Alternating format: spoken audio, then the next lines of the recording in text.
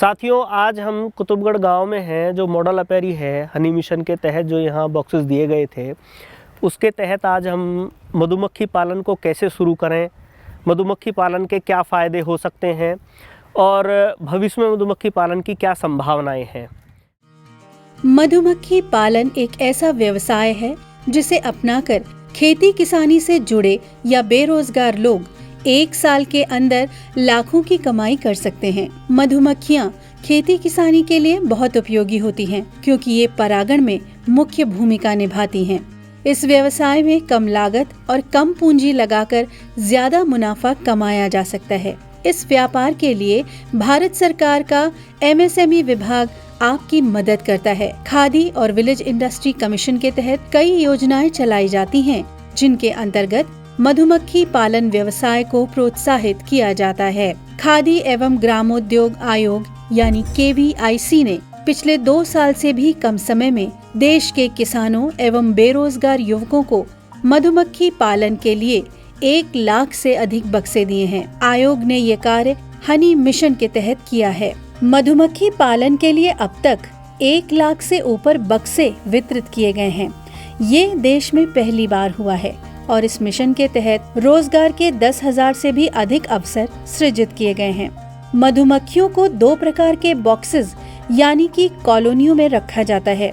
एक जिनमें अंडे और शहद एक साथ एक ही जगह होते हैं और दूसरा बॉक्स जहां बीच में एक रोक पट लगा होता है, जिसमें एक तरफ रानी मधुमक्खी अंडे देती है और दूसरी ओर श्रमिक मधुमक्खी शहद बनाती है। एक डिब्बे में कुल 3 प्रकार की मधुमक्खियाँ रखी जाती हैं। इन 3 प्रकार की मधुमक्खियों में रानी मधुमक्खी, नर मधुमक्खी लगभग 2,000 और श्रमिक मधुमक्खी लगभग 50,000 से 70,000 तक की संख्या में शामिल होती हैं। विभिन्न कार्यों को करने में श्रमिक मधुमक्खी का विशेष योगदान होता है। ये छत्ते का निर्माण करती है और छत्ते में शहद इकट्ठा करती है। रानी मधुमक्खी आकार में सबसे बड़ी होती है और इसका रंग भी सबसे गहरा होता है। मधुमक्खियाँ फूलों के रस को शहद में परिवर्तित कर शहद को छत्ते में संग्रहित करती हैं। सबसे पहले मधुमक्खी के बॉक्स से फ्रेम को निकालते हैं और शहद रिमूविंग मशीन में डालते हैं। इसके बाद मशीन को चलाने पर शहद निकलना आरंभ हो जाता है। मशीन की निचली सतह पर शहद इकट्ठा होने लगता है।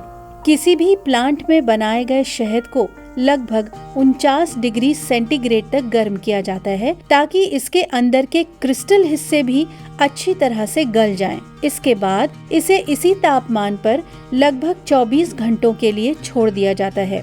इस प्रक्रिया के बाद आपका शहद पैकिंग के लिए तैयार हो जाता है। वसंत और गर्मियों में मधुमक्खियों का पालन करने और उनके व्यवहार सीखने के लिए आपके पास एक बेहतर अवसर होता है। फूलों की खेती के साथ ये उद्योग अधिक फायदेमंद होता है। सरसों की खेती के साथ अच्छे शहद का उत्पादन किया जा सकता है। KVIC ने मधुमक्खी पालकों को मधुमक्खी कॉलोनी की जांच करने, वानस्पतिक उपकरणों के साथ परिचित कराने, मधुमक्खी के दुश्मनों और बीमारियों की पहचान एवं प्रबंधन, शहद निकालने और मोम शोधन करने तथा वसंत, गर्मी, मानसून, शरद ऋतु और सर्दियों में मधुमक्खी कॉलोनियों के प्रबंधन के बारे में व्यवहारिक प्रशिक्षण प्रदान किया है। मधुमक्खी पालन के द्वारा शहद, रानी मधुमक्खी, शाही जेली, प्रोपोलिस और पराग आदि उत्पाद प्राप्त होते हैं। शहद और मोम मधुमक्खी पालन के 2 आर्थिक रूप से महत्वपूर्ण उत्पाद हैं।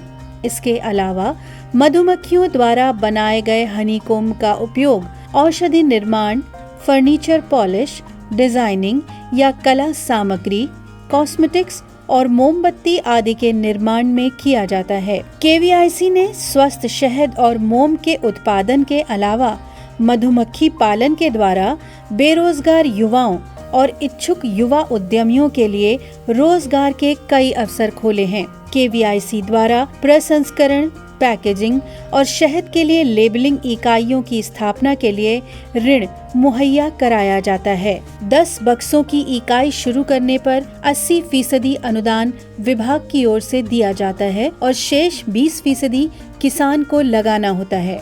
इस मिशन के तहत अब तक इन बक्सों के माध्यम से 246 टन शहद निकाला गया है, जिसका मूल्य करीब 4 करोड़ रुपए है। खादी और ग्रामोद्योग आयोग अधिनियम 1956 के अंतर्गत स्थापित khadi and village industries commission एक वैधानिक निकाय है। इसका मुख्यालय मुंबई में है, जबकि अन्य संभागीय कार्यालय दिल्ली, भोपाल, बेंगलोर, कोलकाता, मुंबई और गुवाहाटी में स्थित हैं। KVIC सूक्ष्म, लघु एवं मध्यम उद्यम मंत्रालय भारत सरकार के प्रशासनिक नियंत्रण में कार्यरत है।